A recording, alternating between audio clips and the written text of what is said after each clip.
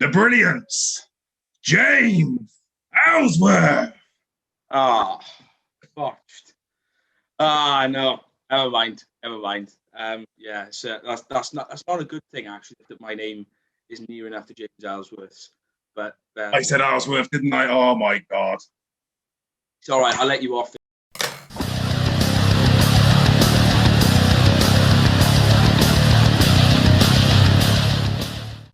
How's it going, punters? We're back. The Rambles is back for the 37th episode on YouTube.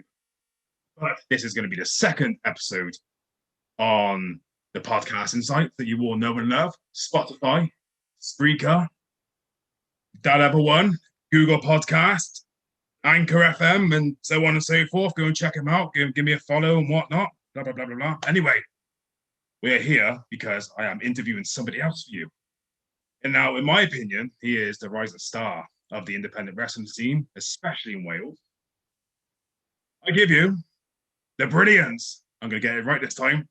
James Ellis. I can't fault it. I can't believe I got it wrong the first time. Oh, well.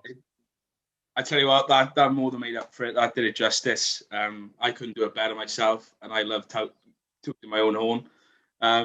Yeah, thank you for having me on, CueBall. Well, you know, from the moment you asked me, after I was mentioned so kindly by Danny Owens and Blanchard and Dav Jones from the Karnage podcast, you know, the quick story is I said no first off, didn't I?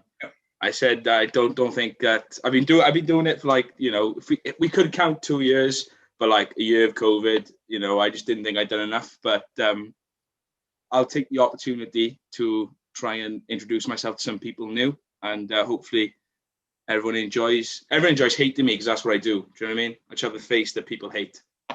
So yeah. Fair enough. And like I said to you, everybody has a story in wrestling.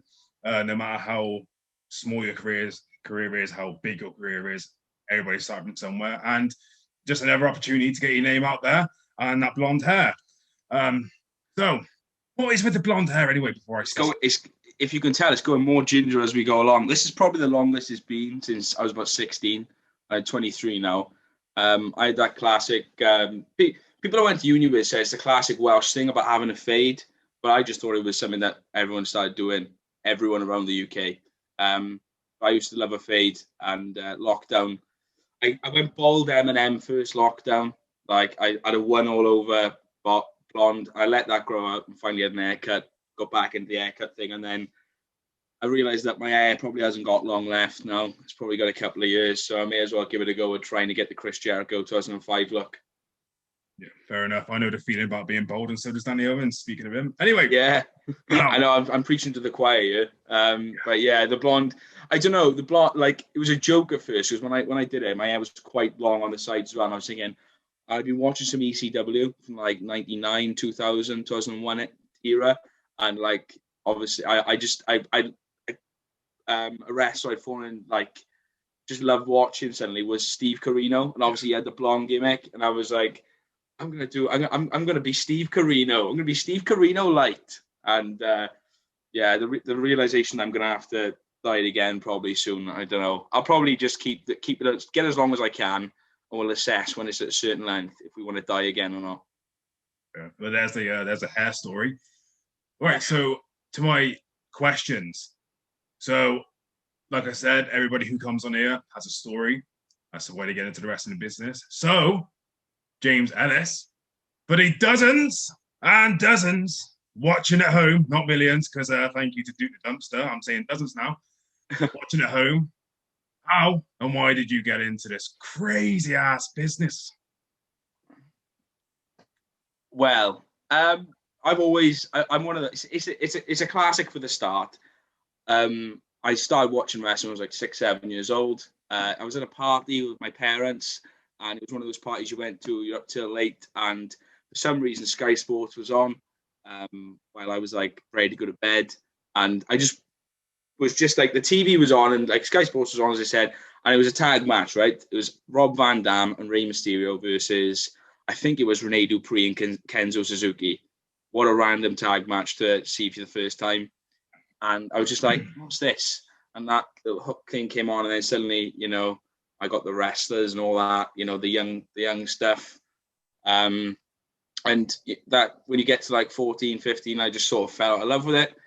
And I went to uni, didn't really think anything of it. And then I started watching again because I did well on a piece of work. I got first. So I was like, I'm going to reward myself. I'm going to buy this network that WWE have released now. So from that point onwards, I was like kind of hooked again, watching it. And like the actual start of me that was when I like reignited it. And then suddenly, like I was on Twitter and stuff, and I was seeing more and more things about like wrestling near Wales. And being that like that small town vibe I had, I was like, there's no way there's stuff around here. Like, no chance. So I ended up, for some reason, following Flash Morgan Webster. Right. And I was in my second year, and I was going to work one day, and I was just like, I looked at it and I said, I'm going to email him. And I actually emailed Flash Morgan Webster's booking email asking him what the score was with like Welsh wrestling or wrestling in Wales. And to be fair, I said, look, I'm really sorry if this is your booking email. That was my only bit of wrestling lingo I had was booking was, you know, that's what you used to, you know, try and get someone to work for you, not can you help me out?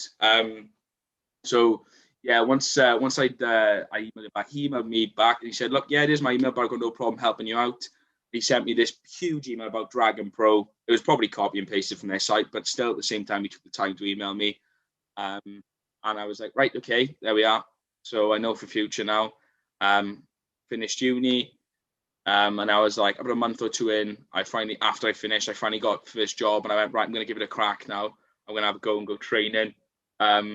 I've always played sports, so I was like the sporting or fitness aspect didn't worry me as much. It was actually like not hurting yourself. I'm not saying I'm a fit athlete at all, although I would actually because I am the Brilliance. But at the same time, I was just like, I want to see if I can do it. So yeah, I got to Dragon Pro and I was just starting to get my own money for the first time. And I was looking at it and I was like, it's hefty. And my job was like the other side of Wales, so I was in Llanelli. Next to Newport, I was like, imagine finishing work at 4:30 and then driving like an hour and a half, you know. And I know you hear loads of, I sound like a lazy fucker here, but I mean, like, you know, you hear loads of stuff. The rest is like driving 3 hours for training, so I was just lazy, I think. Yeah, so I passed on that one. I did message Dragon Pro, but then once they got back me with prices and like where I was training and stuff, I know it's in Cardiff and I've said that, but oh well. Yeah, so I next emailed Alan Ravenhill at Welsh Wrestling directly because I heard they had a training facility in Swansea, and they were closing 2 weeks after. So this was about February now of 2019 or a week before, and I'd actually just seen that there was training centre in Talbot. You know, you've been there, you won the World Championship there. Yes, thank you. Because that did happen. Thank you. I've done my research. CueBall won the world title. Thank you. So yeah, I ended up just going training there. It was close. It was cheap for what it was. Like, you know, from different prices I'd seen, I'd probably understand that after why.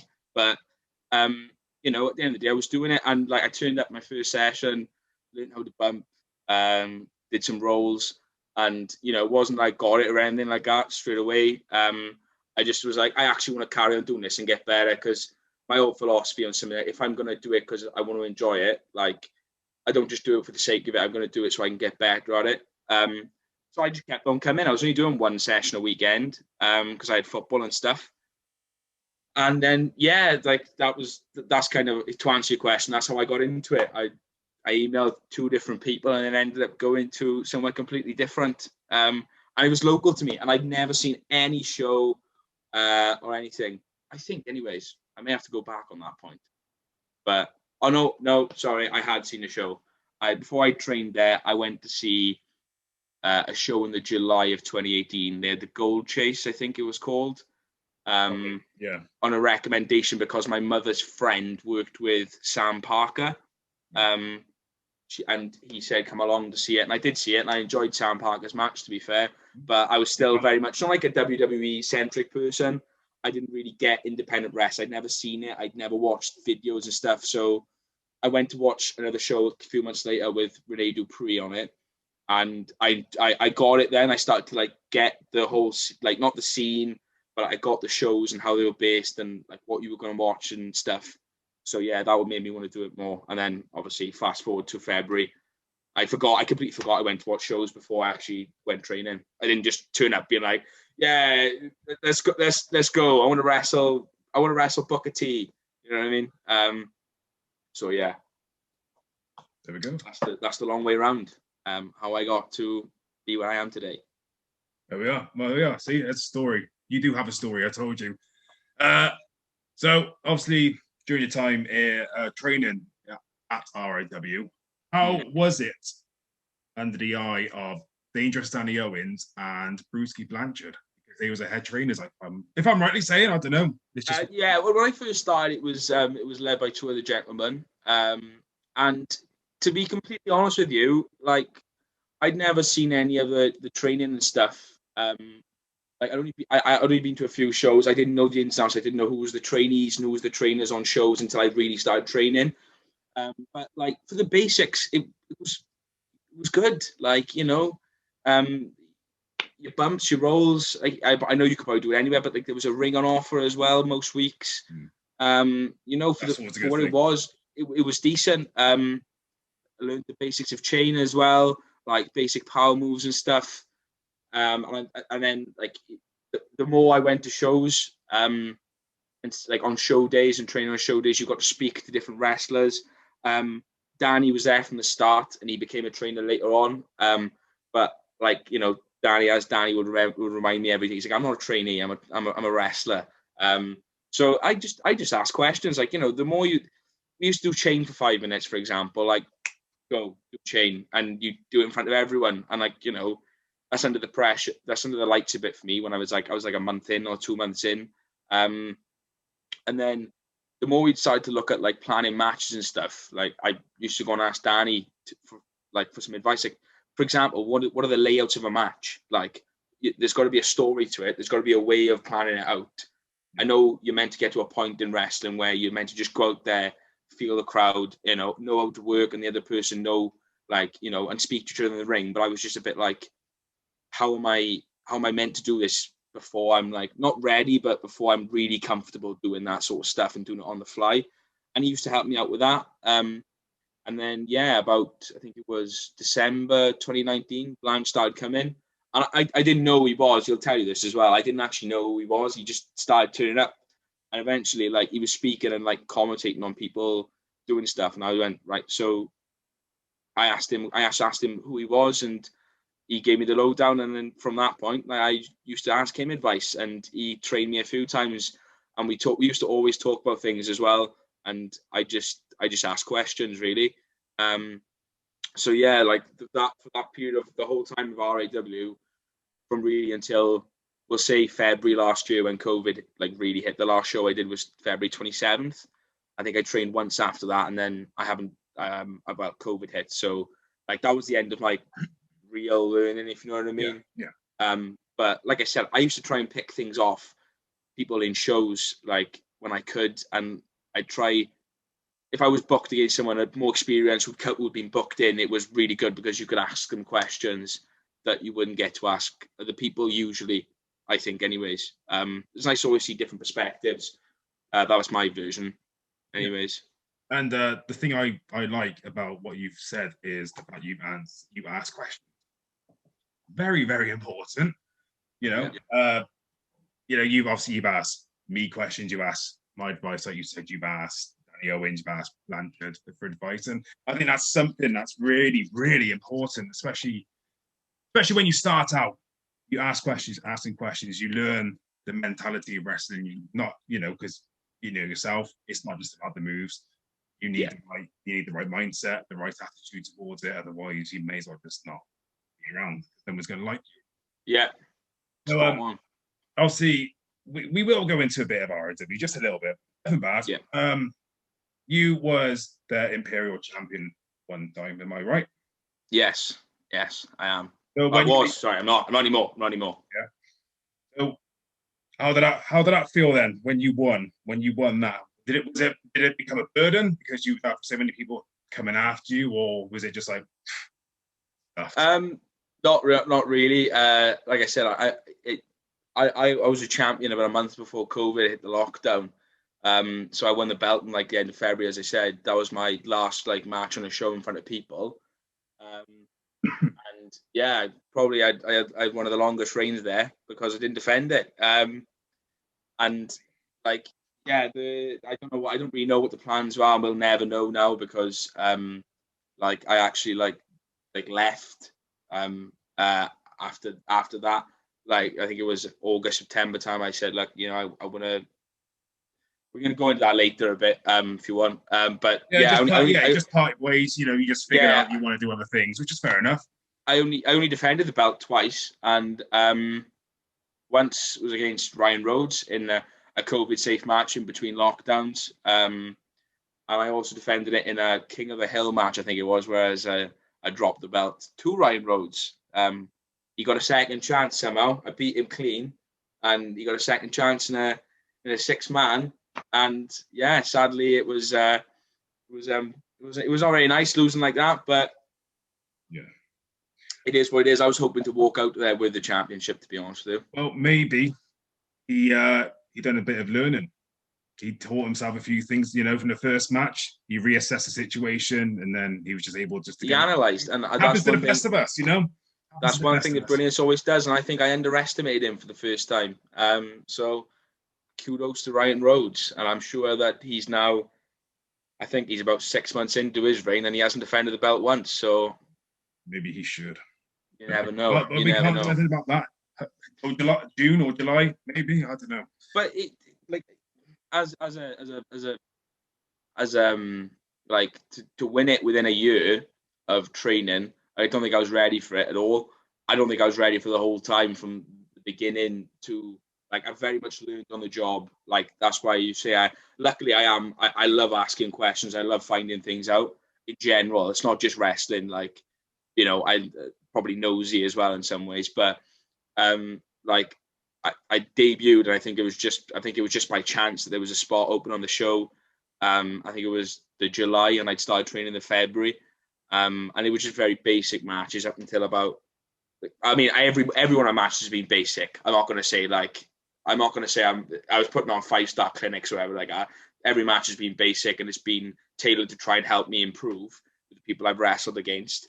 But you know, it was a good feeling debuting that early in some ways, and it was a good feeling that I went through my first match. But like, since I've had time to reflect because of COVID, I mean, there's so many things I've identified what I really need to improve on, which is, like, I know it's been an enforced block, like an enforced time where you can't do anything, but because of, you know, it's an awful excuse, an awful thing, COVID. But I've enjoyed it because I've actually been able to, like, look, take a step back. Because I was very much going month to month, like, right, what show can I do? Like, what can I do next show that's different, and what can I improve on in those 3 weeks before the next booking? Where I could be like, right, okay, I'm going to do this, I'm going to do that, and, you know, I think I was being rushed a bit, so I'm quite glad I've been able to have the year off, and people have been able to see what I've been doing, and also, like, I've enjoyed it yourself. You've never seen me wrestle before, until probably mid-lockdown, first lockdown, whatever, and like you enjoyed what you've seen, but it was only because I'd been able to, like, actually look back and pick out my good bits for people to see. So yeah, I mean, I think I've gone over every match now with people and just asked for critiquing on it. So yeah, it's been all right. It's been all right. I'm glad I've had the break so I can, like, reassess. But yeah, it was fun. Let's put it that way. The first 9 months or 10 months were fun. So you've had a good experience. That's what it's all about. You know, you said that you started training, and you think you might have started off a bit too early, but some would say that's a bad thing. Some would say it's a good thing in terms of experience. Yeah, that's a good thing. I would say it's a good thing. I started off training, then a couple of months into training, I had my first match. You know, I look back and think, what the fuck? But yeah, you know, it's all about the experience. You know, now you've had a chance to reflect on yourself, on what you can do, can improve on things, which there's a positive to this lockdown. Yeah. But when you come back, which is going to be about my next question, you can perform much better. Yeah. So now goes on to my question about Pro Wrestling Karnage. Obviously, you was the first signee. Is that the right word? You was the first person to officially sign with Pro Wrestling Karnage. You was an official poster boy for them for a few weeks, months, whatever. Yeah. How did that come about? Well, like, Bobby, Danny was talking to me at a show months and months prior to even lockdown, and he said, "I'm thinking of going out my own, and like, at one point, would you like to come and work for me?" And I was like, at the time, I was very much in the state of mind. I'm a trainee, like, you know, this is where I am at the time. I don't know. I'll have to discuss it at the time with the owners. And obviously, like, the closer it got to it, within lockdown, he was like, I was fully in suddenly. I changed like my whole aspect, and not I felt experienced enough to be like, I can do what I want, but I was just a bit like, you know, if the option's there, like I was trying to get other bookings just before. That's what I mean by I was very rushed before lockdown. I was like looking at other bookings and stuff, and I was like, yeah, I'll do it. If you want me to come in and do the job, like, you know, I'll take any more experiences. So I was getting to the point where I was like, I need to experience other things, like other promotions and other places, other crowds as well. So yeah, and then as fast forward to time when he announced Karnage, they were on with their first signing, and he just went, "I'm going to announce you first." And I was like, my first thing, why? I was like, I've wrestled like 10 matches. It's because you are the Brilliance. That's why. Yeah, and the Brilliance of Karnage. The Brilliance of Karnage, the marquee signing. And you know, like, as long as it gave him a bit of a boost, because I shared it on my page and stuff, and it helped, and it really it put the weight on my shoulders. I was like, right, okay, well, I've got to actually live up to this now. So if anything, it actually motivated me more. Like, it didn't scare me as such, but it motivated me to actually like improve when the time came. And you know, at the end of the day, Danny's not invested a lot of time as in like you know, he's invested a lot of time in me as part of Karnage, but he's given me the ball to run with it and said, well, it's your chance. You can either drop it or run with it. So yeah, you know, I'm more than thankful, to be honest with you. Like, I hope that I can impress enough and other people will enjoy it, but at the same time, I'm out to like show the people who've shown faith in me that it was warranted more than anything. That's fair enough. So obviously, with everybody who's been announced so far for Karnage, if you can remember, who's the one person you have your eye on right now, or who is the one person you could do a threat? Of announcements. Are we talking singles or people in singles in tags? Whoever, because I think so far we got Knuckle Fargo, we got Garrett Scare, myself and Big D. Yeah. We've had the new edition of High and Mighty, underrated tag team. Who else we got? We got Stevie Jones, we got Jackson Brooks, we've got Endless freaking Lee for whatever reason. Don't listen to it. He's certainly not a threat. He's the bottom of my list. Yeah. Personally, the threats to Karnage for me are of causing havoc. Anyways, is I wouldn't like to get in the ring with CueBall and Big D, because you're two big fuckers. But although if you're willing to take a little bit of cash, then maybe we can come to some sort of agreement. No, in my world, man, you know what? In my world, money doesn't talk. Money doesn't talk. No, it's respect. That's the one thing I want. That's a really good answer. That's not what I want. That's, you know, no, money isn't for me. Not even beers, just earn my respect. And then fair enough. I can't argue that. I like that point. Personally, the biggest threat to the Brilliance is I'd like to say out of the blue, Martin Grant, because that guy has been a world champion in RIW for over a year, and he is a world-class wrestler as well. I'm not slating Mark Daniels, because he's also a world-class wrestler in my mind, anyways. And I think the pair of them, like the way they've owned that place for the last year, even with COVID, I think it would have continued. But also at the end of the day, you have got BXB, and all they seem to be doing is, like, pun intended, causing carnage with their mouths. And I can talk for the best of them as the Brilliance. I know I'm starting to go into it a bit for you, but there's a lot of different characters, but they're all at the moment, I'm studying. Let's just put it that way. I'm studying. Let's not forget we got the 7 as well. There's a lot of big characters knocking about. Yeah. Karnage is literally going to be Karnage, and I'm really looking forward to it starting. Yeah, I not just because I'm booked by him, just because they want myself a big D, but I am. I think Karnage is going to be something that people are going to want to come to. Yeah. I think they're going to set a new standard, as well as you got your Slam Masters wrestling as well. I think they're gonna be the. So okay. So this is my opinion. Okay, so I think no disrespect to Welsh Wrestling or Dragon Pro because they got their own thing going on. They're fantastic at what they do, but I think ECW, Slam Masters Wrestling, and Karnage, they're going to be the evolution of Welsh Wrestling. I'll say now that hold on. Bear with me a second. We have to pause this. Sorry, I think it's just one of his slaves or something. Just someone annoying me. Apologies for that. There was no sorry. I think you said before that you may have people come in to try and it happens from time to time. I'm just trying to sit here, do CueBall's Bearded Rambles, my first ever podcast, and sorry, just interrupting. We don't want to call them slaves because that's the wrong word. It's house assistants, maybe. We'll go with that. We'll go with house assistants.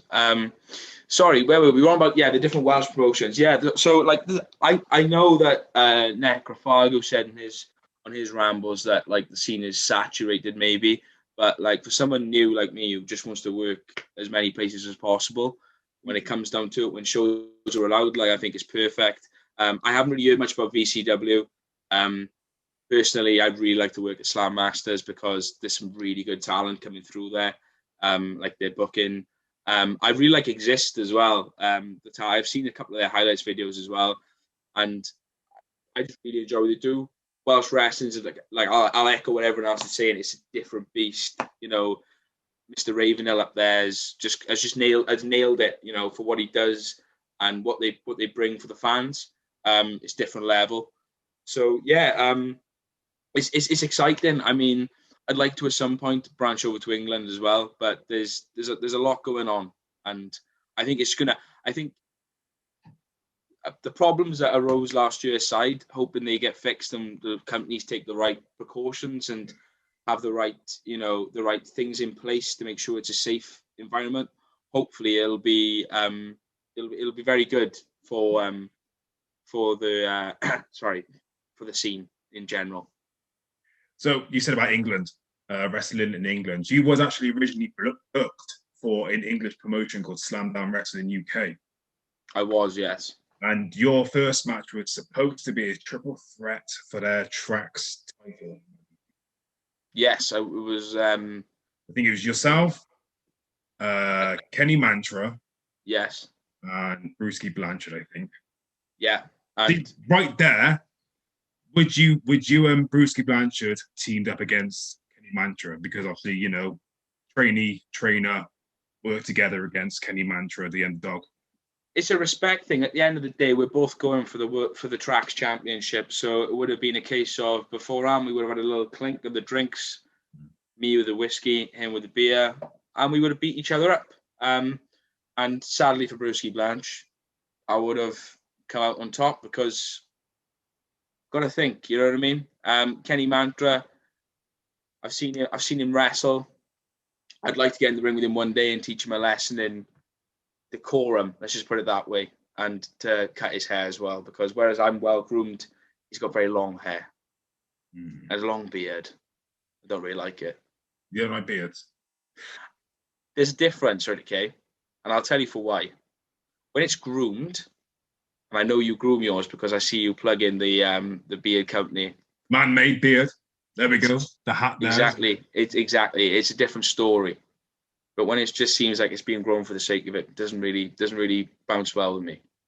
Let's just put it that way. Yeah, I can respect that. Yeah.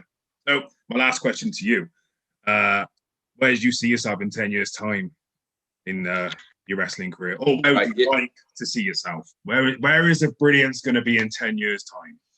If I could be honest, like I'll take a step back and I'll go James Ellis. Where could James Ellis be in 10 years' time, like, to answer like in a serious way, I don't try to set lofty goals. Like, everyone's goal should be to be in that company. You know what I'm on about, like the big time. I like to be a bit more realistic and like set myself just mini goals. So, you know, first off, it was to wrestle a match, then it was to get a booking somewhere else, then it was to go and get booked across the water.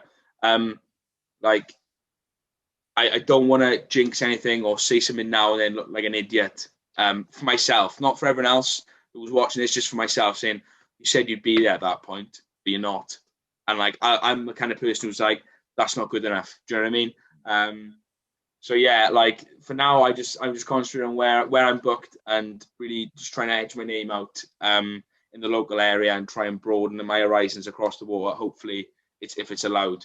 But you know, overall, like, what anyone's goal should be is to work for one of the big ones. Just put it that way. And to be fair, there's a lot of big companies now. I know there's meant to be one ultimate one, but you've got a lot over the States and in Japan as well.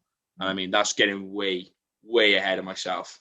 Because I'm a realist at the end of the day as well. Like, I just like to set myself goals that are attainable for the moment, and then who knows? In 2 years' time, we could have this interview again. It might be a completely different answer. Probably not, but yeah. Oh, it is. I'm joking, man. Maybe you could come back on, you know, a couple of years down the line, like a catch-up kind of thing. I think that'd be good. I think eventually down the line, I should be doing a CueBall's catch-up or something like that, you know. But that's for the future, not for now. I was about to say, post-COVID, just start getting everyone back on and see how they do it. Yeah, I think it's in the lines, because we're nearly finished with season 3. Season 4 will be coming out whenever I feel like it. But anyway, let's get back to the actual fucking thing that we're supposed to be doing. So I've done all my questions, unless I can think of something else after this. Yeah. We're going to go on to the fan questions. You got a couple of them. You got more than Randy Hogan. You got more than Joey Legend. You got more than Rowdy Ricky Knight and Duke the Dumpster Drosy. So that's it looks like some people like me. I don't know how I feel about that one. Yeah. Are the questions any good to the question, isn't it? Oh, yeah. So here we go. The first one is from Morgan John. Where did you get your walk-on music from, and how has it been received by the fans? Well, it's a bit of a story for you there. So my theme music is by a band locally to me in South Wales. Yeah, they're my shoot friends. Let's put it that way. Band name. They're my mates. They're called Harbour Way. Harbour Ways. Are they on Facebook, Instagram, and all that? Yeah, they're on Facebook, Instagram. They've got a song out on Spotify, which is the song that I use. It's called Hungover. I personally think it's great. It's not like it's a song where I really like the sound of it. And basically, I went to watch them gigging once, and obviously they all know that I was doing pro wrestling. And they were like, well, if you get to a point where you need some music, then just let us know. And this was before I debuted, and I completely forgot about it for my first couple of matches. And then I was given the opportunity to turn heel. And I was like, well, could I just change my music as well? Because I've got the opportunity. My friends have said I could use their music. And I like the idea of like promoting local as well. I think it's a great song. I think as a heel, I don't know how it's actually been like received by the fans. I know my friends my fellow wrestlers who listen to the music like it, or have asked. And I'm always getting a reaction. So I'm going to assume it's good. Let's put it that way. Good in a heel way, if that makes sense. Yeah, I get you. So just before we go on, what was the band name again? Sorry, the band name was Harbour Ways. It's all one word. And they're on Spotify and all that. So what I will do is for them, because I'm such a lovely guy, I will pop their Spotify and stuff in the description below. There we go. They'll love that. There we go. Yeah. So second question is by James. James, I don't even know how you pronounce your last name, to be honest. You're going to have to message my page and just sort of, bit it for me, because I don't want to say it. James Ariola Is it that Ole kid? I'm seeing he's been stalking your Facebook for a while now. I don't mind. I mean, he's on my page. I don't mind. He's asking questions, and that's what I want him to. So thank you, James. I just don't know what your last name is. You'll have to pronounce it for me sometime. So he wants to know, what does the Brilliance mean? And what does James Ellis want? No, how does James Ellis want to be remembered as? No, what does James Ellis want to be remembered as? Yeah, he was right the first time. Right, so the Brilliance, I'm going to be completely honest with you, is something that's been cultivated as I went along. So obviously I debuted as most people should do when you train, I debuted as a face. The Brilliance is something I came up with when I was in uni, when I was joking about in my own head, thinking I was going to do this and what kind of character I do. I've always liked bravado, like I've always liked wrestlers like Chris Jericho. I'd say Kurt Angle, because he can be quite funny as well as serious. I love Ric Flair. I also like Stone Cold and The Rock. I just like good talkers as well as really good wrestlers. I've always been a bit of a chopsy fucker. So I don't know. I just never heard like the Brilliance or Brilliance. Someone will probably tweet or like message saying, "Well, I've heard of a wrestler called the Brilliance somewhere else," and I'll be like, "All right, fair enough." But for me, like I was just like, that works really well with the name, and I just thought it was something that was good.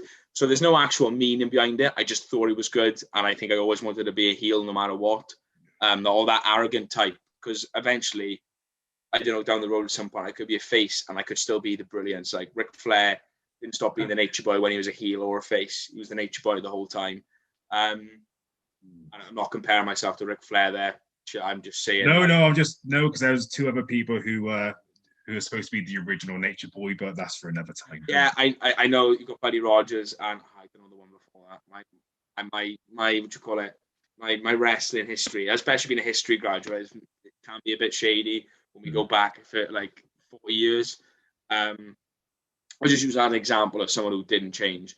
And what I'd like to be remembered by, I mean, if I'm backstage, like not an arse, someone who's just like polite, if I'm honest, and like wants to ask questions, always wants to get better. Out there to the fans, depending on what role I'm playing, like as long as they're entertained in either way, either if they like me or hate me, then that's all that matters. And actually generally just be good at it. Do you know what I mean? Like get to a point where I can be like, I'm good at this, because I don't think I am right now. Like on a 100% meter, I put myself at like 5%, and I've been doing it a year, and like I just think there's no ego. As much as the Brilliance is like a character who's very much up his own arse and thinks he's better than everyone else, and that's what it is. Like I based the character off Danny Blue, off Hustle, someone who thinks he knows the answer to everything, but in reality, like he escapes it sometimes. He managed to pull the con off at the end, but like through loads of botches, he managed to get it done. Like that's where it was. But like I forgot the point I was trying to make. But yeah, that's where I want it to be.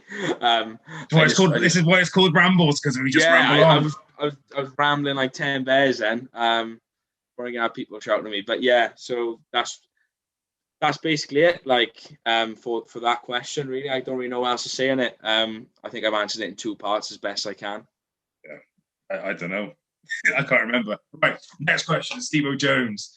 If you had to retire from in-ring competition immediately, what other role would you like to do in the wrestling business? I would say manager. That's quite a dark question, but I'll answer it. Steve-O always asks the interesting questions.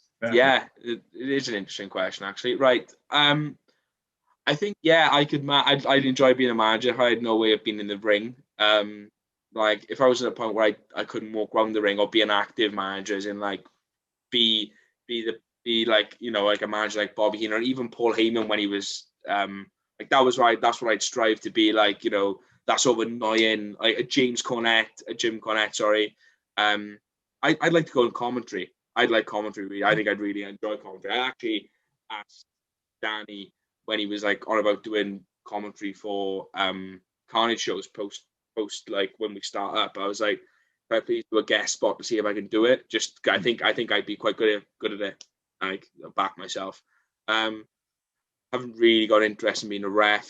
or an announcer. I just don't think I'd be very good at it. But yeah, commentary would be that'd be my idea of something outside of wrestling if there was an opportunity there. Cool, nice.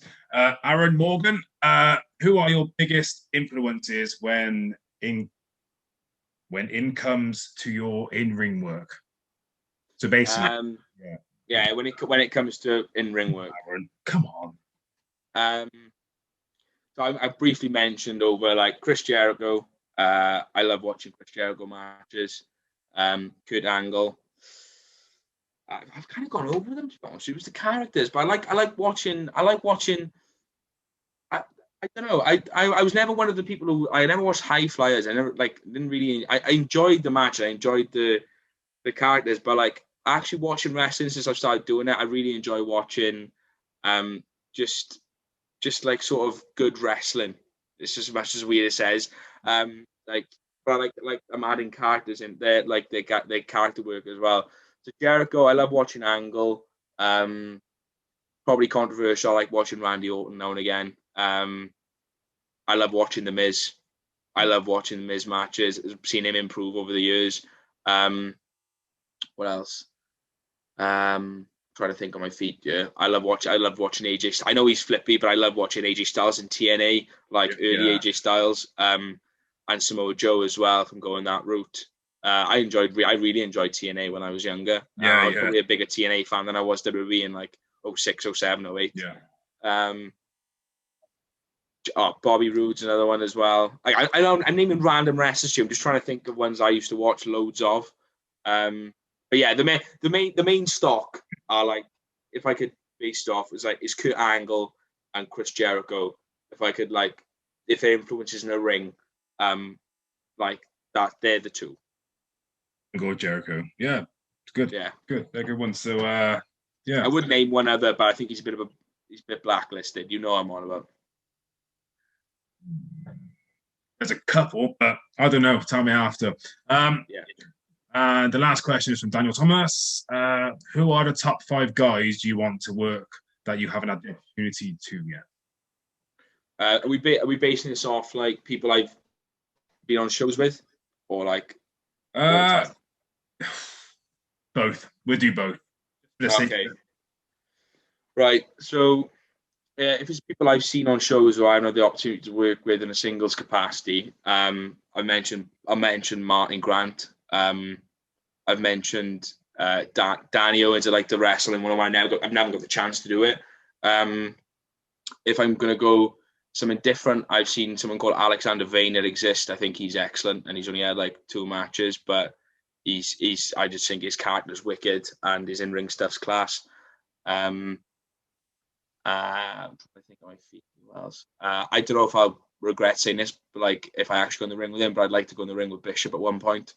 That'd be something different. I've wrestled Fletch, and that was an experience. I'd like to wrestle the full 7, and I'm trying to think of a 5th person who I've seen. Sam Parker. I'd love to wrestle Sam Parker. I haven't had the chance to do that either yet. So yeah, they're the 5 in the immediate thing. Like, there's so many you could name. I haven't wrestled many people. I got, in the matches I've had, I've wrestled at least 3 people twice. So it's a tough one to say. I've had like this amount of matches, but it's weird how many wrestlers it is. So currently on the international scene, who I'd love to wrestle, Pete Dunne, Finn Balor. I'd love to wrestle Ricochet. Very WWE centric at the moment. Sorry. And an out there one, I'd love to wrestle the Good Brothers, so both of them in singles matches. Nice. Sorry, I've got a very weird perspective on what wrestling I watch, and there's certain things you're just gonna think he's quite strange, but yeah, it is what it is. No, I mean everybody's got their own thing, haven't they? So it's not weird. It is what it is, isn't it? It is what it is. So that comes to the conclusion to the rambles. Yeah. I have rambled on as well, so thank you for listening. No, that's why it's called Rambles for us. That was the whole idea of the rambles. ramble on because everybody's got a story. Yeah. Ramble on, then why not? Yeah. Right. So, is there anything else you would like to shout out, promote? I'd like to shout out to the in between like when I left RAW in like August last year and now-ish, well, since lockdown, because I haven't done anything since lockdown. I did have a couple of training sessions down in Swansea with Exist, and I did a session up in Rhondda to try and get a different perspective, and I really enjoyed that. I'm going to look forward to training elsewhere in different places as much as I can when possible after COVID. And yeah, I don't even know what else I need to shout out to. My imaginary tag team partner, James Taylor, but who knows when that'll happen. He'll enjoy that. And Dylan Kench, my biggest fan. Yeah, that's it. And my mum and dad. Your mum and dad. Well, if it wasn't for them, the Brilliance wouldn't be around. Well Exactly. done. Thank you for having the intercourse. Thank you very much. So, wow, that was a bit of a random one. That's a good one to close on. Yeah, it is. Yeah, they took their clothes off. So this is where I'm going to botch now. This has been James Ellis, the Brilliance. I have been the beer drinking, heavy metal listening, bald-headed brawler, CueBall. So remember to like, share, and subscribe to this YouTube channel, and the same to my Spotify thing. No, it's not. See, I've told you I'm going to botch. Follow my podcast and site, Spotify. See, I'm doing it again. See, right. Listen to CueBall's Bearded Rambles on every major streaming site for podcasts. Spotify, Google Podcasts. I don't know the other ones you did. I know you're sponsored by Anchor, but that's the best I can give you. Sorry. Nope, there we go. That is perfect. Thanks for watching. Stay safe, stay positive. #. Yeah.